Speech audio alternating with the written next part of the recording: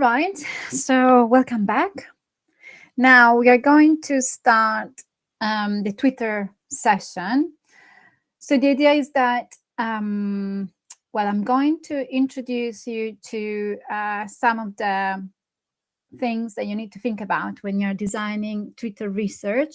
So we start with some reflections that in a way link back to some of the issues that some of you have raised in the original questions to Warren, some of the problems with thinking of digital methods and how to position digital methods, and how to think about what kind of findings I can have by studying Twitter. Okay, what kind of considerations I can draw from a Twitter research, a piece of Twitter research.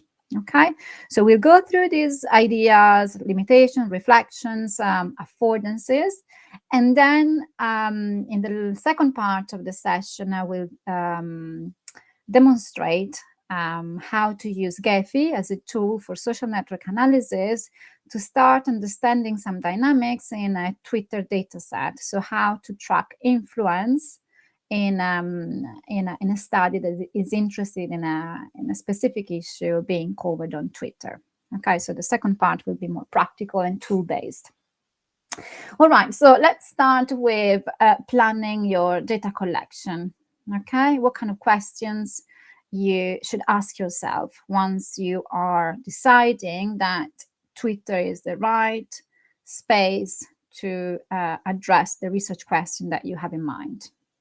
Okay, so first of all, you need to ask yourself, is really Twitter the place? Is really Twitter my field work? Some of you said that, some of you said, I don't think media are reliable. They're not a place to study anything. And I think a point that you need to ask yourself is, what question am I asking? What is it that I want to understand with my study? And is Twitter the right place to do it? And that's the first question. The second one may also be, yes, Twitter is important because the people I'm looking at and the process that I want to study, or the issue and controversy that I want to study, is on Twitter, is covered on Twitter. But maybe are there other platforms that could also be helpful? So you need to ask yourself, is Twitter enough alone? And what can I say by looking at Twitter alone? Or should I combine it with results that I can draw from other platforms as well? The second bit is what kind of data you need to collect. And this maybe links back to also Maro's questions about what should I map, or how can I try and study changes in influence? What kind of data should I look at? How much data? That's the big or small question. And what am I going to miss if I focus on Twitter alone? What is it that I'm not going to be able to study? Or what kind of data will I not be able to access? So let's start with single versus multi-platform. So if you go for a piece of Twitter research, you will become very knowledgeable about the platform per se, how people communicate on this platform, and communication patterns, and the population that is on this platform. So those users who are there, but not those who are not there, of course. Okay.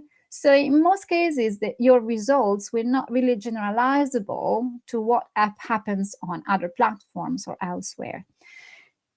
Some of what you say might be relevant because we know that digital media are converging in certain ways. There are some dynamics that are similar across platform. For instance, the idea of ephemeral content now is quite common. You have stories or reels across platforms now because they work as a commercial tool to get people to engage with the platform. So some of these things will be similar. Some of the affordances have certain similarities, but overall your findings will not be generalizable in total, so entirely to what happens elsewhere on other platforms. So that's important to think about. In terms of how to select your data, so first of all, you need to think about whether you have a specific time frame in mind, so whether you need to have a specific time frame. So if your research question has to do with something that has a specific location in time, like a specific event, the Olympic Games, public opinion during the Olympic Games, or in this case, it was a Nobel Prize, a 2019 Nobel Prize, is a controversy around race and ethnicities, then of course you do have to think about the time frame of your study and to be able to collect data that is relevant to this specific period. But there are other studies, other pieces of research where the time frame is slightly less relevant. So for instance, when you're studying the way certain social groups are using, or certain communities are using, a specific platform to talk about an ongoing issue. So for instance, in my case, I often study the way people with specific health conditions rely on social media communication or interactions in their everyday basis. In that case, you don't really have so many constraints in terms of the time period that you want to build, unless there is a specific event that you want to map, like a campaign or a day. So time frame is the first thing you need to think about, or one of the first questions that you need to raise. Then you need to think about whether you are very interested in what certain accounts say, so the content produced by a set of specific accounts.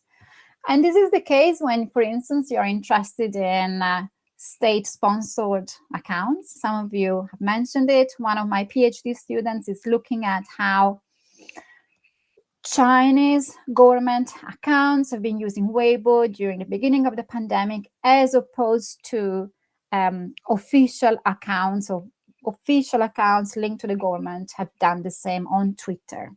Okay, so in that case, my PhD student, Yuman Guo, has been collecting content posted by those specific accounts only. So her search and her data collection has been based on the selection of specific accounts and what content they produced.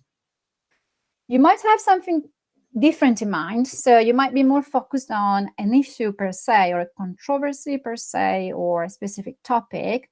And you may want to collect content by any account. In that case, you're interested in topics and keywords to try and identify content on the platform to be extracted for your study. Okay.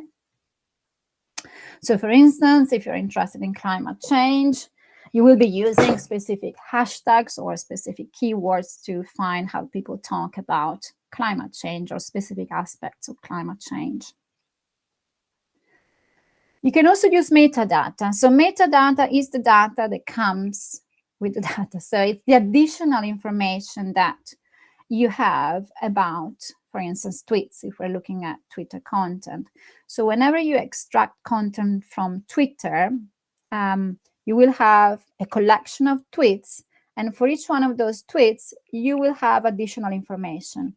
So the name of the handle posting that tweet, the time stamp, so when they did it, when they posted it, the language of the tweet, some sort of metadata about geolocation sometimes, but that we'll talk about it later, and then other bits of additional information. Okay, that's metadata. That metadata can be used to filter what you want to get out of Twitter as well.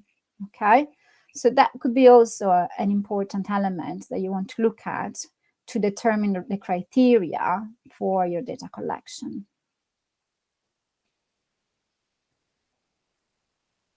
Okay, so this is a tricky one. The example at the very bottom of the slide: how is climate change discussed by users from different countries? I would say this is a rather common problem, still a common problem in Twitter research, because a number of researchers are still trying to use geolocation, so to formulate questions like these for Twitter research. But this is problematic, because the geolocation data is on Twitter is very sparse. So contrary to other platforms, for instance, I think Weibo, Twitter users are not obliged to indicate their location. Some people do indicate where they're based, but you can't really double check if the information that they enter is reliable. So that data Sometimes it's not there, and even when it's there, it's not necessarily reliable.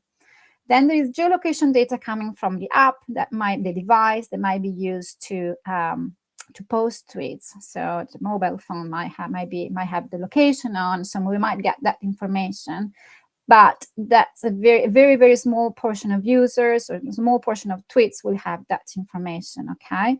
So my recommendation is always, if you're doing Twitter research, avoid assuming that you're going to have geolocation data to use to set a criterion for your data collection, okay? Language instead is more a thing that you can use, because the metadata about language is much more comprehensive, okay?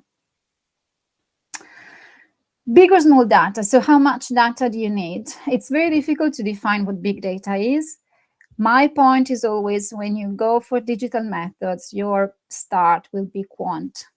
I mean that in most cases, you will be going to use either coding skills, computational coding skills, or a tool that is computationally designed that will automatically collect data from a platform, in this case, Twitter, which means that you're going quant, which means that you're going to collect potentially large amounts of data. But in most cases, from these big data sets, you will narrow down your focus, okay? And when it comes to digital methods, we very often narrow down our focus. So we make big data small, okay? And this is a quote that I always want to use also with my students at Sheffield, because I think whenever we think about computational techniques, and often when we think about digital methods, we assume that we are talking about always and only about big data. The quote here comes from Wells, which is an American researcher who is a computational social scientist, has done amazing work about hashtag publics and counter publics, so social movements and the use of hashtags and hashtag campaigns to mobilize, for instance, the Black Lives Matter movement. But you see what she says? She says that basically we assume that now that we can get so much data thanks to digital methods and digital platforms, we assume that it's all about going big. But then we risk losing sight of minorities, outliers, those who are not fully or greatly represented in this big data, those who are not the top trending or the top influencers. So she says, but actually, big data affords us the opportunity to avoid these omissions, because in your big data set, you can quite easily identify those minorities or those outliers. So what she says is that basically we can use big data actually to do a better job at identifying minorities, and then try and zoom in on their presence in a big data set and what they do and what kind of voices we can identify there. So I think this is a very good point that we all need to bear in mind in the social sciences when we want to embrace computational or broadly digital methods techniques. Okay? So ask yourself again, what research questions am I using? What kind of populations, what kind of people do I want to learn more about? What kind of relations of power do I want to study with my work? So what kind of data, big or small, and which in this big or small do I need to look at? Okay. Then we go towards, again, some of the issues that some of you highlighted earlier, and quite a lot of what Warren said earlier about Twitter, for instance. And how good or how bad digital methods are to study public opinion in contemporary societies. We need to think of bias, okay? The first type of bias that we need to think about is about population bias. So we can think of it in very basic terms. The first one is digital divide, okay? Not everybody is online.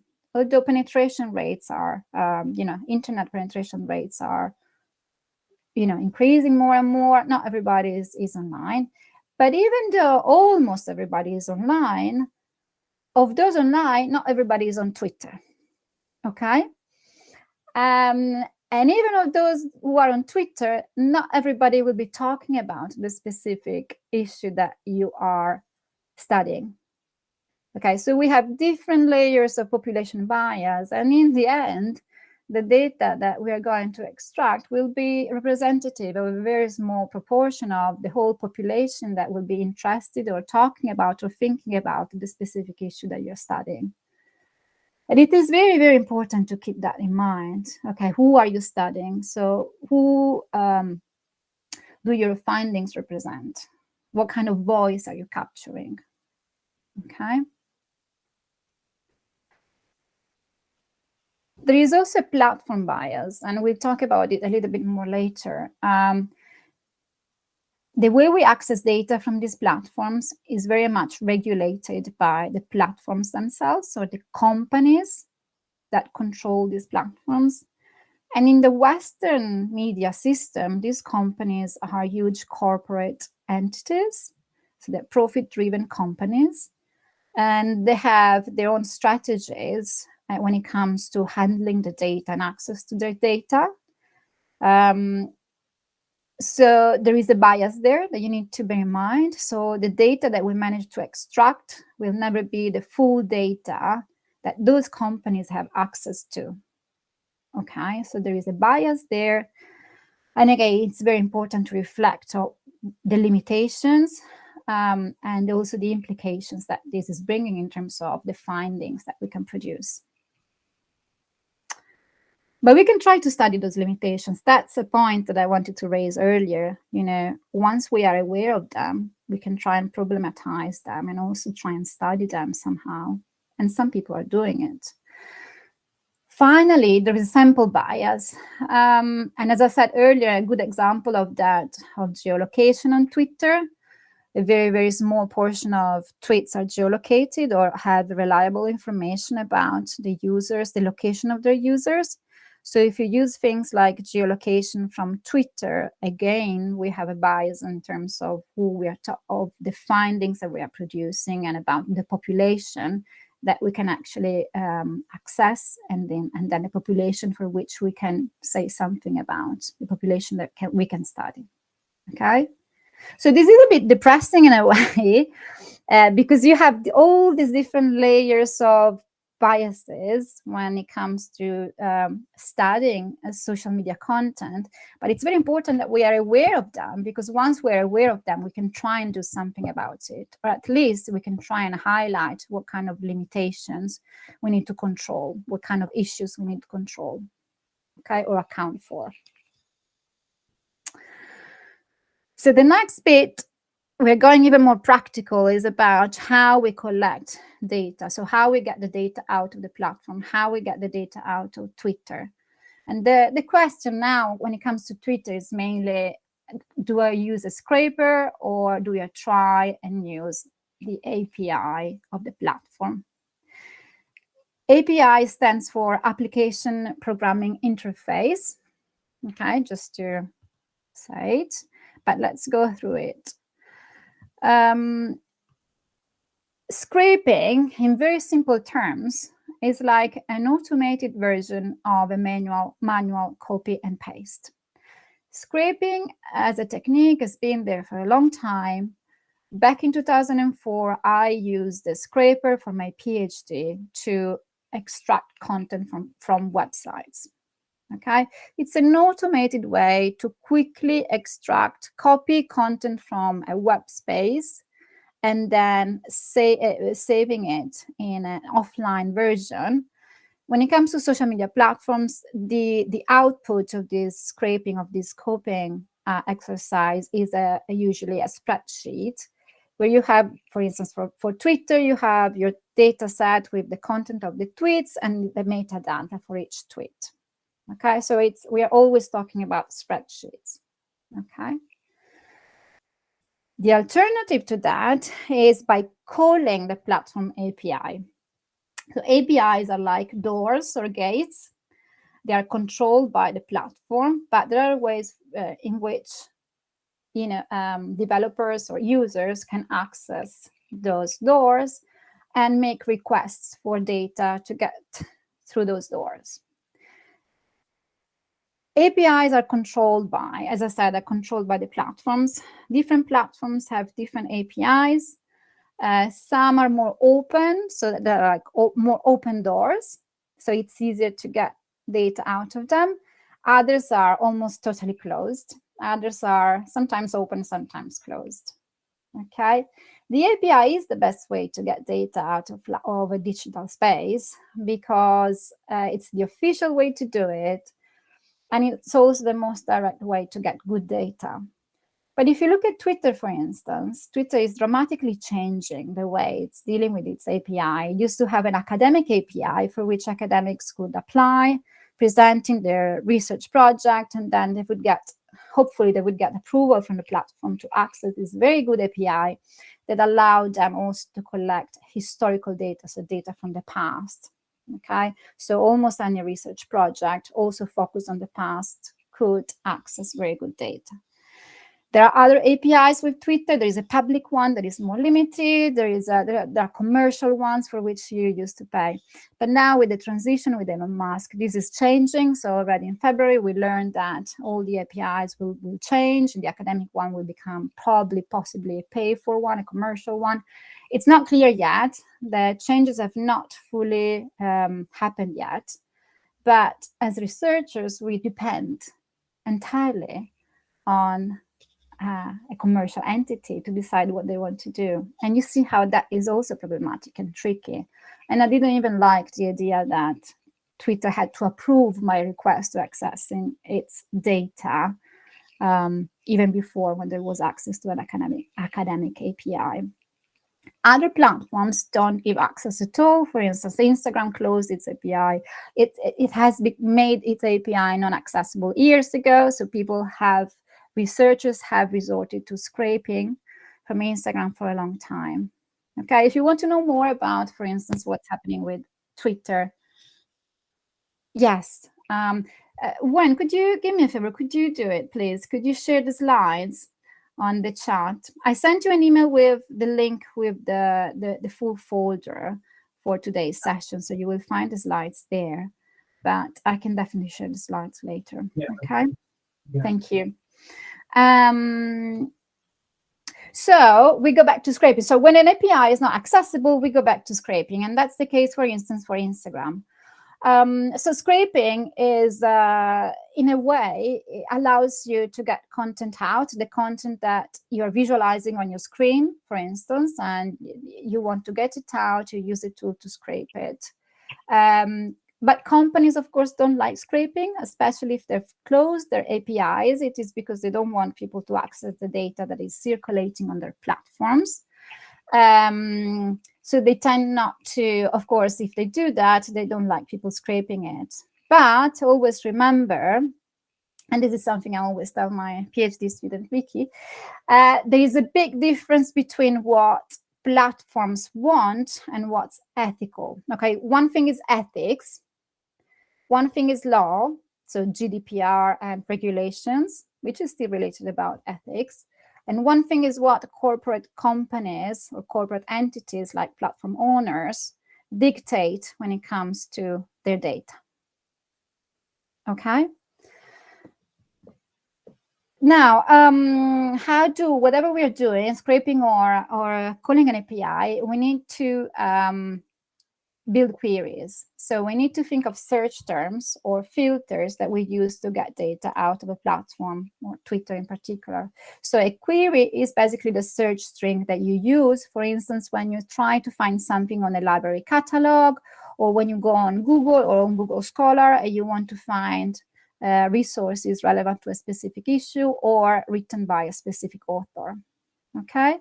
So they can be keyword-based, as we said earlier, account-based, or they can use filters based on the metadata. So remember criteria for sample criteria, okay? So you need to try and think of query that, as much as possible, only retrieve the content that you're interested in and that you're using in your research. This also has ethical implications. You want to only collect data that is relevant to your study, and you don't want to collect a large amount of data that is not relevant to your study. You want to minimize the content that you're getting out of a platform, also for ethical reasons. Okay. If you use the Twitter search or advanced search options, for instance, what you are doing on a daily basis is to build a query and calling the Twitter public API, basically, to see data, tweets relevant to the specific content that you want to know about. So for instance, if I'm interested in, for instance, finding content, tweets where people talk about vaccines, I could use the advanced search box on Twitter. And this is an example. I use vaccine and vaccination as possible keywords. So I was basically saying I want to find any tweet mentioning either vax or vaccine or vaccination. And it's interesting because if you use this interface on Twitter, then you see that your query is coming up on the search box with the full operators, or in this case, it's called a Boolean operator. And these are some of the tools that are used to build queries also in more kind of computational language. Okay, so if you were using Python or R to collect data to call an API and build a query, you would be using the operators that you see coming up on this box, for instance. Twitter gives you a good list of operators that can be used to find content. If you follow that link, you find the latest version of that list provided by Twitter. So the different search tools that you can use to retrieve specific content and filter specific content that you want to get out of Twitter. But always, always, always remember the limitations, okay? APIs are doors. They can be open, closed, or semi-open. So sometimes you have a feeling that you're getting out all the content that you want, even when you're using the search box on Twitter and you put an hashtag there and you say, I want to get all the tweets mentioning these hashtags, and Twitter is giving you a list of entries. But remember that this is not the full list of tweets using that hashtags. There are always limitations. And in many cases, these API don't really have a guidebook, or do not really tell us what criteria they are using to select what tweets are letting out or not. So they're called black boxes. Okay. And this comes from Twitter itself, what you see on the slide. Not all tweets will be indexed or made available by the search interface. Okay. So platform bias is there.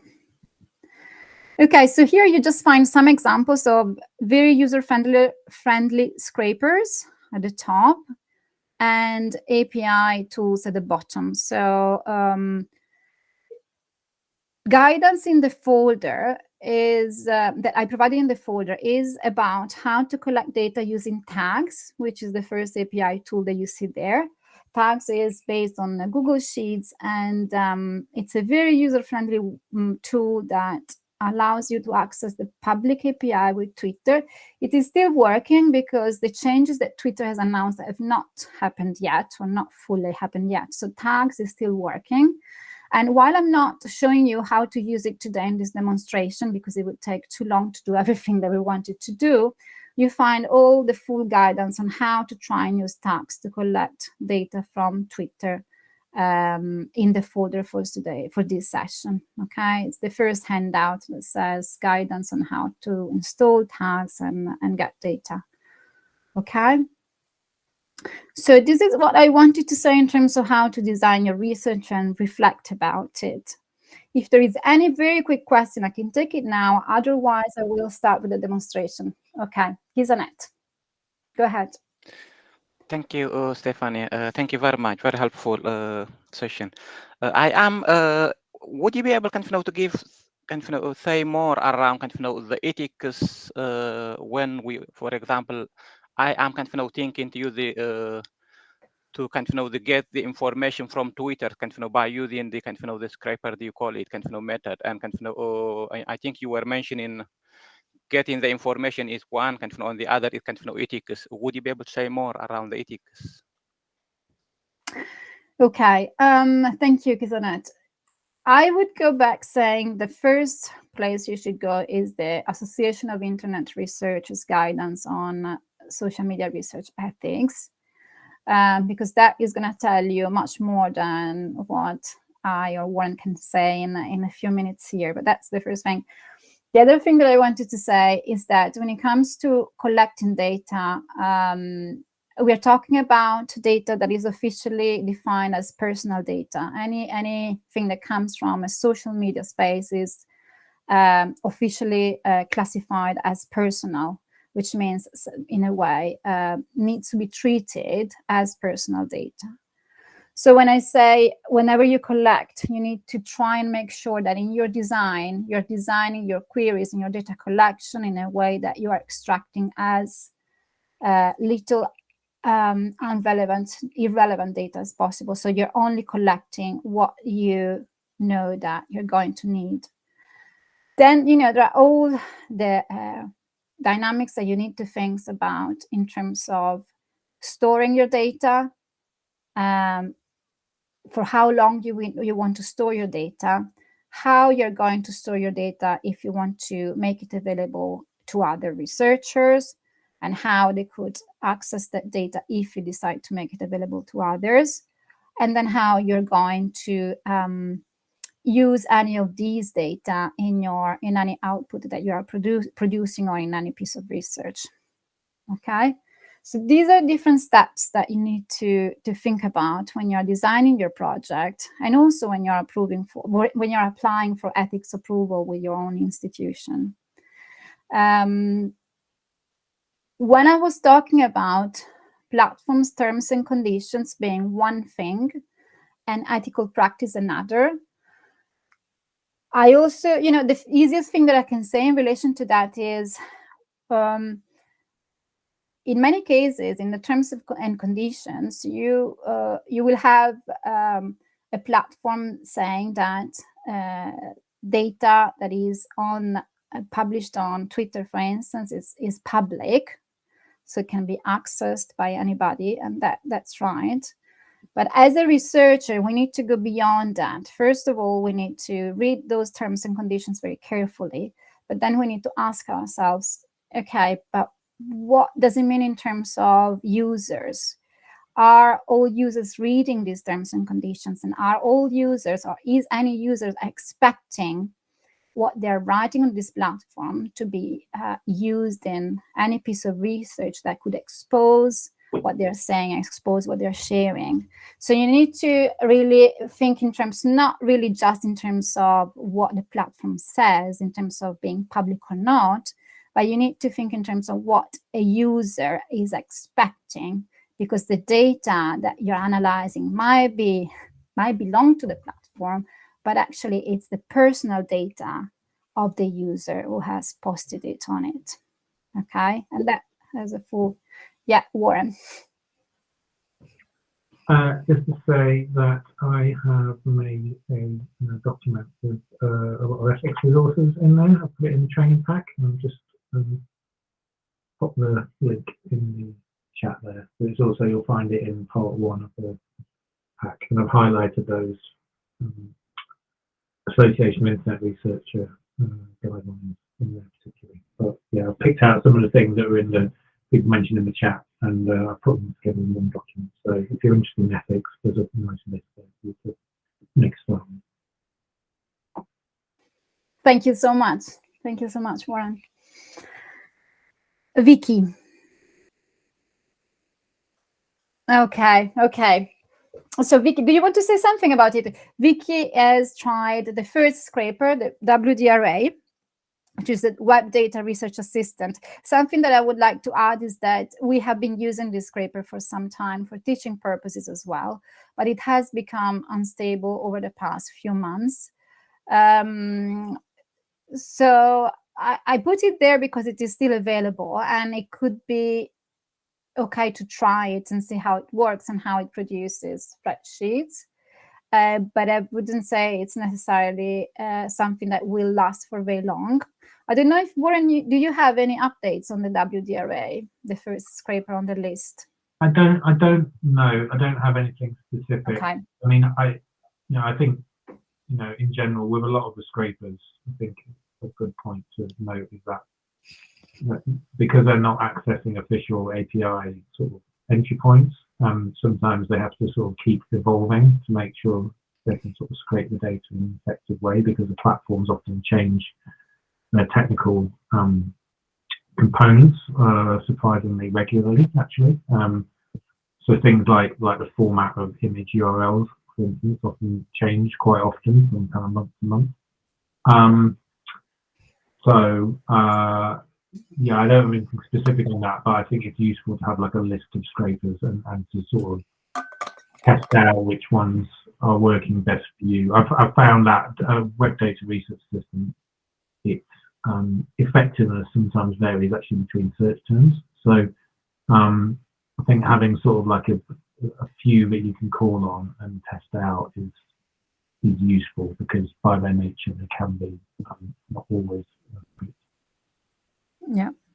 Something that I would like to add is that the WDRA that you see there, so the first scraper is the only one developed by an academic group in the list. This means that it's you find good guidance and you can get in touch with the researcher quite openly. But what I was saying in terms of maintenance, in terms of the need of keeping track of transformations on the platform, that could be a problem when it comes to tools that don't really have to research groups that don't really have maybe the ongoing resources to keep on maintaining a scraper. So I do like it because it's developed by academics and it's meant to be a tool for research.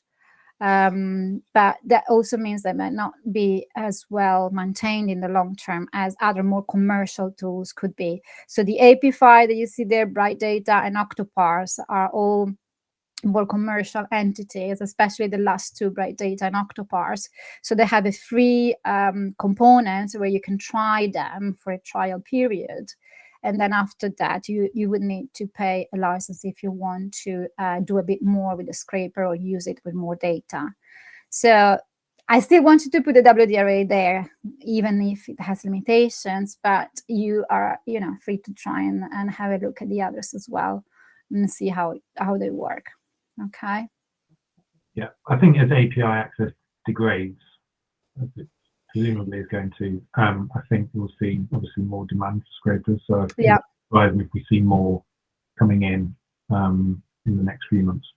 Yeah, but it's nice to see that Jess is still accessing the academic API with Twitter, so it is still working despite the recent announcements that things will change. Okay. Okay, if there is no other question, I would just use, I guess, half an hour, because then we really need a break. Yeah, no, I'm sure, Jess. I'm not the one who would say that it was kindness, definitely. So I would use the next 20-30 minutes to just give you a kind of quick demonstration on how to use Gephi to map a retweet network. Stop it, Warren, please. And what I'm going to show you anyway is all available in the session folder. You will see that there is a list of different handouts, all numbered. What I'm going to go through now is the 2.3, and let me just go there so that I can show you what it is. Okay. So I'll just tell you, okay, if you're looking at the folder now, so I'm just going to share it for a second so we can all look at it. I just want to explain what is there so that we're all we all know what I'm talking about. So if you look at that folder,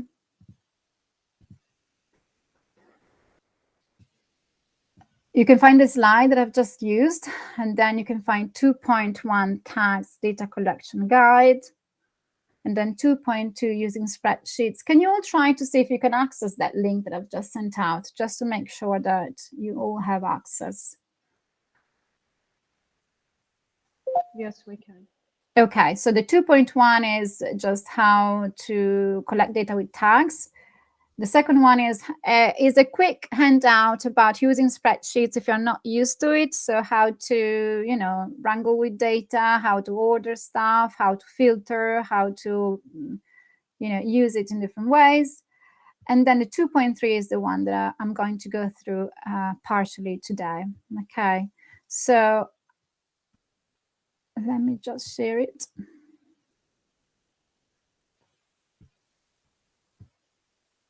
Before I start, here we are. Okay, we're going to use a kind of a pilot project. It's a very small one in a way because it's a small data set as well, but it's something that I've been using with my students at Sheffield as well. The idea is that we are looking at how English-speaking Twitter users, so tweets in English language, were discussing the COVID-19 vaccine in October 2021. So we are working with some sort of research question along the lines of which users were receiving high levels of attention in tweets focused on the COVID-19 vaccine. So we are studying influence. Okay, so we are studying what have sometimes defined as gatekeepers in Twitter content, if we want to use a language that comes from media studies. So gatekeeping is something that has been studied in the context of legacy media. And that brings me back again to what some of you said at the beginning in terms of how the media works and how social media, in a way, follows certain dynamics that are already common in legacy media. So we are trying to see lines of influence. So who was influential in this conversation, and trying to see who these accounts were and what they may represent. Okay, so the kind of network that we're going to build is a retweet network where we're mapping basically Twitter account retweeting other Twitter accounts. Okay, and what we are interested in is those target users, those users who were retweeted a lot, because we know that there is some kind of influence going on there. Those who are retweeted a lot become kind of influential or gatekeepers of the content. So they basically influence what is being said about and how people are talking about a specific issue, in this case, the COVID-19 vaccine. Okay, so I'm not going to cover the next 2 to 5 sessions, the sessions below 2 to 5, because they take you through the different steps to basically order the data in your spreadsheet, identify the retweets, how to extract retweets, and how to extract these source users and target users. Okay, if you follow the handout, I'm pretty sure you're going to be able to do it on your own. Okay, so I'm going to jump down to section 6, which is how to import data in Gephi, which is the tool that we're using for social network analysis. Okay, so I'm moving down to 6. Okay, so if you want to try and map this retweet network, so who is retweeting whom in your data set. Okay, so let's start from scratch. You have extracted tweets. We have extracted tweets where people were mentioning the COVID-19 vaccine in October 2021. And this is the query that we used. Okay, this was done with tags, the tool that I mentioned earlier. This is the kind of query that I used. So I wanted to find any tweets mentioning COVID and vaccination or vaccine or vax or jab, and were posted in English language. Okay, this is the query. Okay, I had a very, very short time frame. Okay, it's just a 1 hour kind of data set. So it's a very small pilot. It's quite a bit of data, but this is what we are covering. Okay, so we have the data set in a spreadsheet. You can find it in the folder. And now we need to try and map the retweet dynamics in this data set. Okay, so in order to enter data on Gephi, you need to basically enter the edges. You need to enter the nodes and the edges that are in the networks that you want to build and map. Okay, so in this case, we need to enter all the information about the source users, source accounts, so the Twitter account retweeting, and then the target users. Okay, so all the accounts being retweeted. Okay, that's all we need. If we want to map a retweet network, we simply need the nodes, the source nodes and the target nodes, and the relationship of retweeting. Okay, so in order to be able to enter this data on Gephi, you need to have it as an edge list. So basically, if you look at what you can see now on the screen, you need a spreadsheet where you have your source nodes and next to them the target nodes. So if you look at the first line in the spreadsheet now, for instance, you know that the account Selaxoxo retweeted R Foster 504. Okay, that's why they're in that position. And that's the same for all the other rows in this spreadsheet. Okay, so basically you have the list of source nodes retweeting target nodes. Okay, now once you have it and you have saved it as a CSV comma separated file, you can enter that onto Gephi, and this is where we are starting now. Okay, you can find this edge list on in the folder again in the sessions folder. So if you want to try it later, you can do it. Now I'm going to launch Gephi, so I'll show you how we can do it. Okay, so Gephi, hopefully you will have installed Gephi on your machine. It was my email yesterday, so I'm hoping you did it. If not, it's quite simple. It works on any. It's quite simple to install it. As a tool is not the simplest. You need to get used to it and familiar with it, but installing it is usually goes quite easily. Okay, so now I'm going to stop sharing that spreadsheet and I'm going to share my screen so you can see what I'm doing. Okay.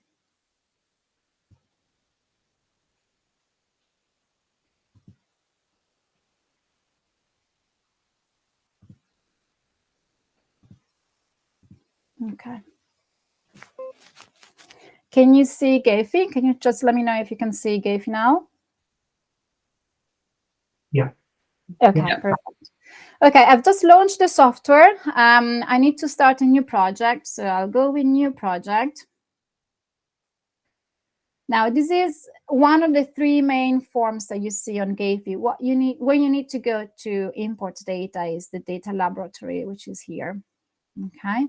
And then you need to import a spreadsheet. So remember, we have a spreadsheet. We have generated a spreadsheet with all the target nodes and the source nodes and the target nodes in our network. So I'm going to find it. Okay. I saved it in my desktop and it should be here. I didn't. I just find it. Here it is. Okay, I saved it as edgelist COVID vaccine 2021, and it's an SCV file. Okay, so you see that I see a preview of the file that I'm importing, source nodes and target nodes. I don't need to change anything. It's an edges table, so it's reporting the edges, the relationships. It's all fine, so I'm just going ahead. I'll leave it as it is. And now you see why I wanted to introduce some of the terminology earlier. This is a directed network. If it wasn't, you would need to change it. It's a directed network because we are mapping people, retweeting other people. So there is a direction in the relationships. It's telling us the number of nodes, so the number of Twitter accounts and the number of edges. Okay. So I'm just going to append it to an existing workspace. This is just, it's just a thing you need to flag, nothing really important. It's just that, so you're just going to have one workspace and not more. So I would recommend you do it. You don't need to change anything else. Now we have imported the data onto Gephi. So this form is showing me the list of nodes, so the list of Twitter accounts that I have imported. And if I click on here, I see the edges, so the source nodes and the target nodes that I've just imported, so all the data. Now, in terms of ethics, you're seeing Twitter handles, okay? I could have turned them into IDs, which is something that it would be best to do, especially when you store your data for later access or for other researchers. You should store data in terms of IDs. I haven't done it here because we need to be quickly able to see who these users are, especially when we are mapping the network. But again, always think about what data you're disclosing. We are a relatively small group, and this is not going to be a sensitive topic. But again, just always reflect about what you are disclosing, okay, in any presentation that you're making. Okay, so we have source nodes, target nodes. It is a directed relationship. The weight that you see here is telling you how often this edge is happening in your network. So how often Selaxoxo, for instance, in the first line, is retweeting R Foster 504. Okay, that's the weight. And in a way, it takes me back to that question asking me about the intensity of a relationship. And the weight, so weak ties or strong ties. Okay, the weight is trying to weight the strength of the relationship in quantitative terms, of course. Okay, here we are. So if we go to overview, this is where we start seeing what we have. Now, I'm hoping this is all going to work okay, but given that I'm on the Google Meet chat, there's a video on the memory of my laptop might be a bit slow, and this is not an extremely small network for Gephi, so this might be a bit slow now. So this is what we see now, which is not very good, but this is our starting point always when we start with Gephi. What you can do straight away is to work with the layout of your graph. So if you look at this form here called layout, you have different algorithms that can be used to kind of spread out the nodes of your network, so to try and visualize them better. But remember, depending on the bigger the data set, so the bigger the number of nodes that you have, the more difficult it will be to try and find a very good visualization. One of the most common algorithms used to visualize graphs is the Force Atlas 2 that you can see here. So I can select it and run it. So you see that nodes are getting crazy, but they are kind of spreading out in the space. You can let the algorithm run for some time. And then once you see that it's quite stable, you can stop it. Okay. Now we don't see much. So a way to try and get the network back in the middle of the space is to click on this symbol here that you see, and it's bringing it back. Now you're not going to see much, probably because we have many nodes and they're very small. So we are going to do something with the size of the nodes in a minute. Okay, but we have all of them there. Something that you can do if you want to have a better clue of your network straight away is to click on preview and then on refresh. And here you have a better visualization of your network. And now I'm just zooming in to start seeing my nodes better. Okay, so this is basically the last stage of your visualization. What you see here is what you can then extract from Gephi, download from Gephi, and use as an image. It's the best version of the image that you can produce. So the kind of the preview space. Okay. Now, something that we want to do is we are studying influence. So if we produce a graph, we want to try and visualize this influence. So the nodes that have been retweeted a lot. Now, do you remember what kind of measure we said is very good to start seeing influence in a directed network? So what kind of measure of centrality we can use to try and understand which entities are influential in a network? Anybody?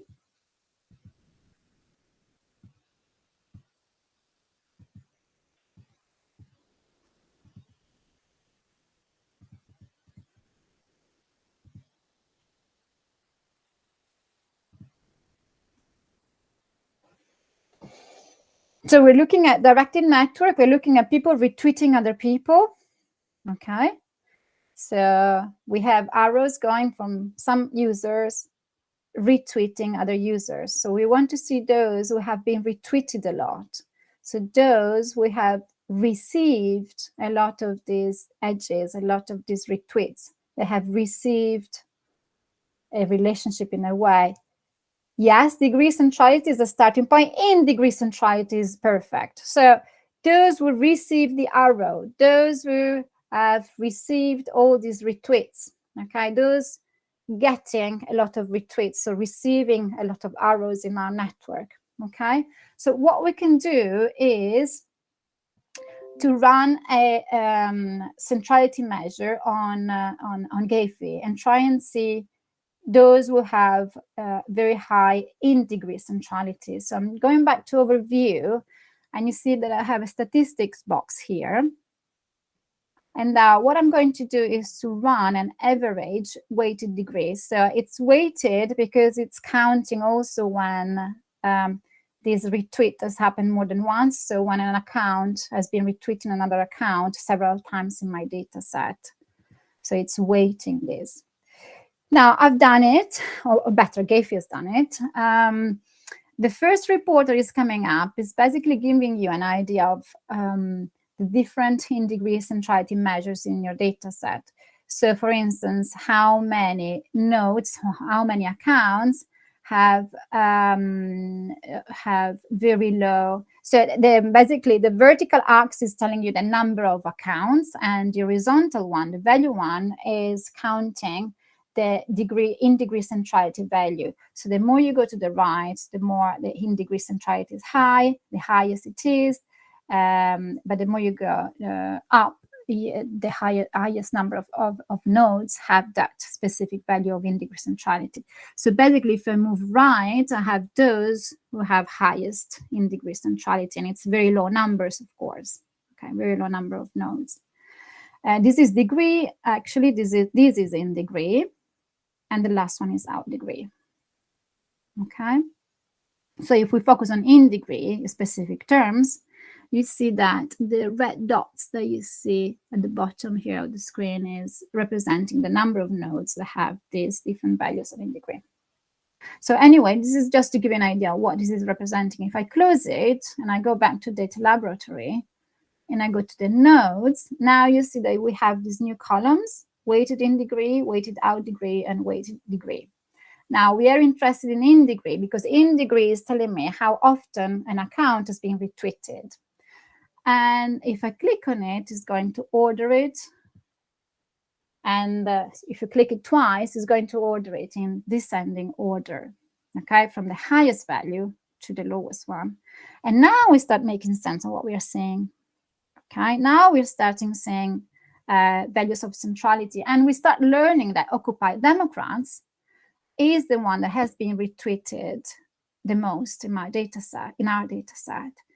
And then what we need to do now, and this is the qualitative side of your work, this is where the more interpretative or qualitative aspects of what you're doing in digital methods that is coming up. Because once you have this list and once you know who are the accounts at the top, then you need to try and figure out who they are and what they represent.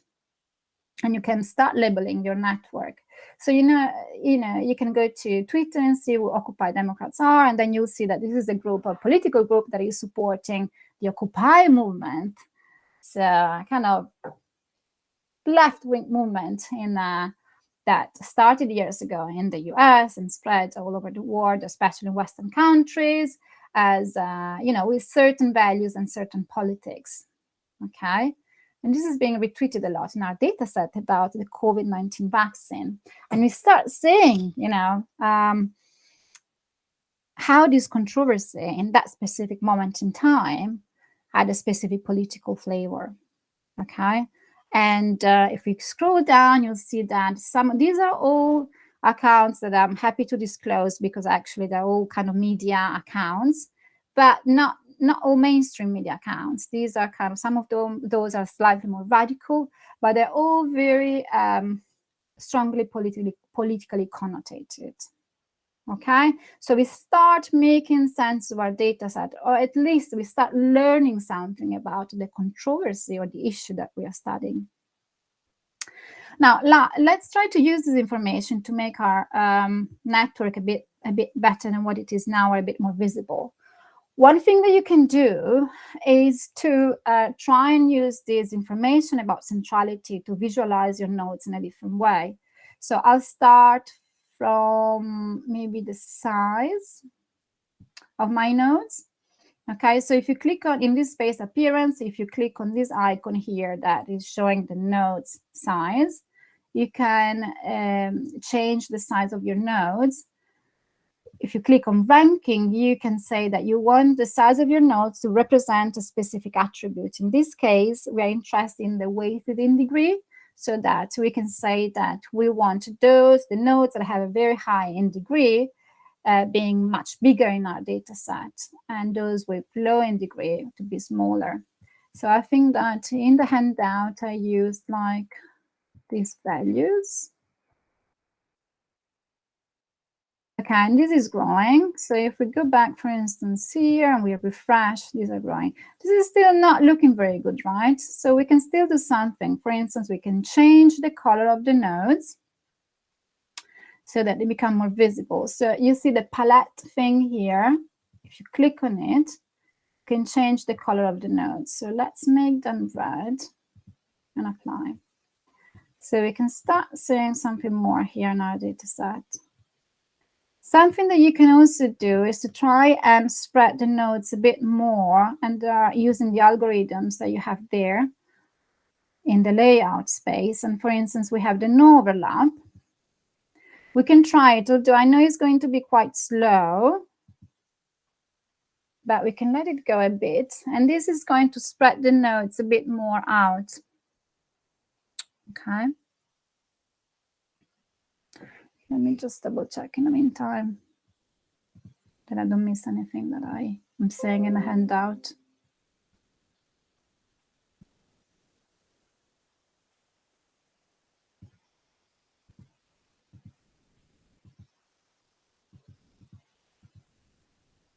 Okay.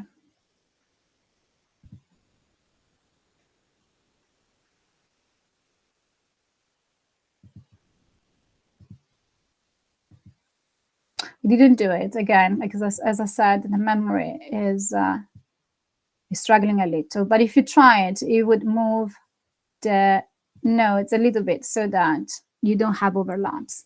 Okay. Now, what else can we do? Something you can do just to show you different things that you can do. You could change the color of the edges as well, so that the lines would take a different color. Now they have the same color as the nodes, although you won't see very much, but you have different options here at the bottom to change the color also of the edges. Something else that I wanted to show you before we move on with modularity is how to add labels to your graph. So if we go back to Data Laboratory, the labels of our nodes are under ID, and you see that the label kind of column is empty. So what you can do is to copy what you have in the ID column and paste it in the label one. So if you use this function, is copy data to other column. So from ID to label, and it's going to go there. Okay. So now you have all the labels, and of course you can change them and edit them. Again, thinking about ethics when it comes to producing an output, you could change some of them if you think that you don't want that account to be recognizable. And if you click on that little thing here, you start seeing the labels. Obviously, they are not really helpful. And if you look at the preview, and if you click on the flag show labels, it's going to show the labels. You see that you don't actually want all the labels. And that's the case for, I would say that's the case for any graph that you're producing. You don't really need to disclose all the labels. So again, think very carefully in terms of the visibility of your graph, but also in terms of ethics. So something that you could do actually would be just to disclose the labels that are prominent or important. So in our case, if I go back here, I could delete all the labels and just keep the top 10 or something like that. So if you click on clear column, Your label column, we can delete it, and we can just rewrite the ones that we want.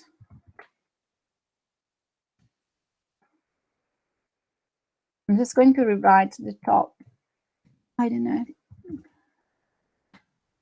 top 5 maybe.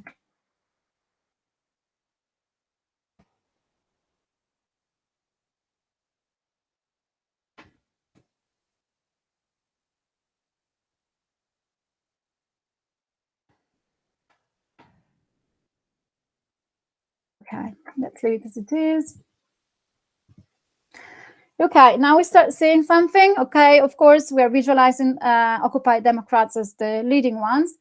Again, you can think about it. Do you want to keep, you know, the size of the label the same as the size of the nodes, or would you rather do that they have all the same size?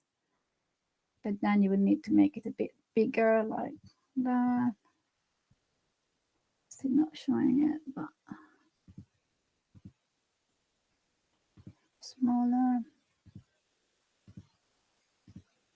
Okay, and we're still seeing dynamics, right? For instance, I can tell you that Newsmarks, if I'm not wrong, is a conservative account, media or group account on Twitter. So we start seeing the polarization in the debate. And also, I think we missed an important bit, which is the New York Times is actually coming up here. And the position of the New York Times in the graph is also interesting because it's here. Right? So you see that we start seeing dynamics that would be interesting to explore further by looking at who these accounts are more specifically, and also the content of our data set and what they say. Okay. Now, the very last thing that I wanted to show you, and of course, the whole network is actually much bigger. We also have all the periphery here that, you know, by the look of it, it doesn't seem very interesting. But as I said, don't forget outliers or minorities. There might be something interesting going on in the periphery as well, or something that you're interested in and that you may want to visualize. Now, the very last thing that I wanted to show to you today, and then I'll let you go because I think we all need a break, is the modularity and how you can use it. So I'll just go back to overview. And I'll show you under statistics, we have a modularity option. So you can run it again. So Gephi is doing the statistics for us. So it's trying to identify communities or clusters in our network. We already see them in a way the Force Atlas algorithm works, because the Force Atlas algorithm works in a way to move nodes around in a way that those that are strongly related to one another stay together, and those who are not related at all stay apart. Okay, but we can run the measure as well, and Gephi does the statistics for you. And what we can do in terms of visual network analysis is to use this information about the different clusters and visualize it in the network. So now if we go back to data laboratory, you see that you have different modularity class. Okay, which means that you have modularity class stands for groups. So you have a number of different groups coming up as very strong subgroups in our network. Okay. And you can use that information to change the color of the different communities and visualize them. So if you go back to nodes and back to the palette, in this case, we go to partition and we choose modularity class. So you see that we're going to have all these different communities, and the top ones are the bigger ones. Okay. So if you apply it, and better to look at it in preview, we start seeing these different groups forming around the key gatekeepers anyway. Okay. So here we are. The very last thing that I'm going to show you is how to filter out parts of the graph. So let's say that you only want to show these leading communities or leading clusters in your network. So if you go under filters, library, and then attributes, partition, remember all these steps are in the guidance, so you don't really need to really follow them now in specific terms. Okay, they're all highlighted in the handout. Anyway, if you click on modularity class, you will be able to select only the communities that you want to visualize in your network, and all the other nodes will not be visualized. So let's say that we want to only visualize these top 5 communities and not the rest of the network. So if we look at the preview, now we're only looking at the top clusters forming. And of course, again, they are forming around the key gatekeepers. Okay, so, well, I'm not going to do it now, but you could go back and, for instance, try an algorithm again to try and spread out the nodes a bit more so that you can see these dynamics better.